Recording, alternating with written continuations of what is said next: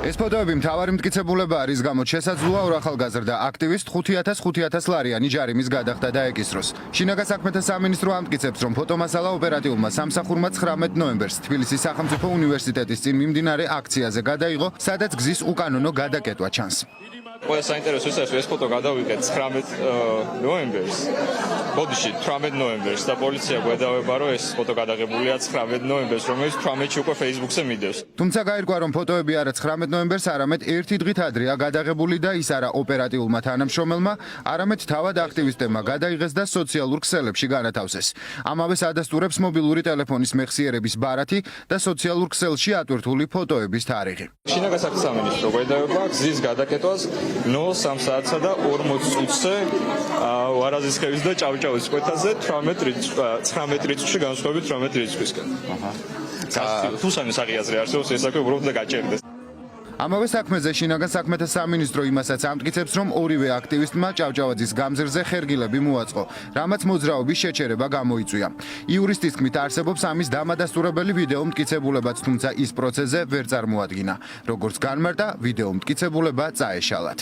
მათ თქვეს, რომ ეთერებში ლაივის დროს გამოჩნდა თურმე რაღაც ჩემი ეკრიტებული სამართალდარღვევა, რატომ არ ჩაიწერეს და არ მოიპოვეს თავის დროზე, ამაზე პასუხი არ გაგვცეს.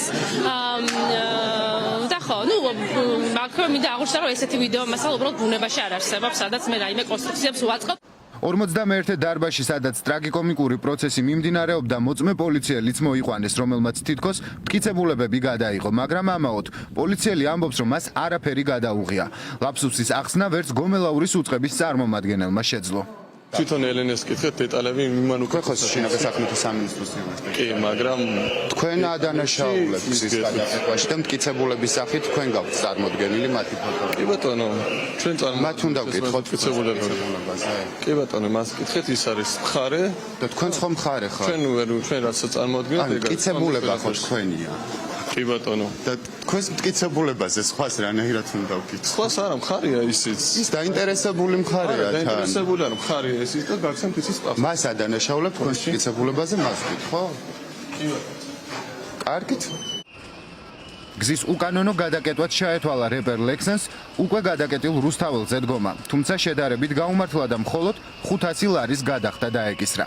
ერთი დრო არავის შერჩებაო და ეს მართლა ეს დროება ხო ის სადღაც წერტილი ხო მაინც იქნება ხო და მე ეს შენი ცოდვები, შენი კუდივით ხო სულ გამოყვება მთელი ცხოვრება.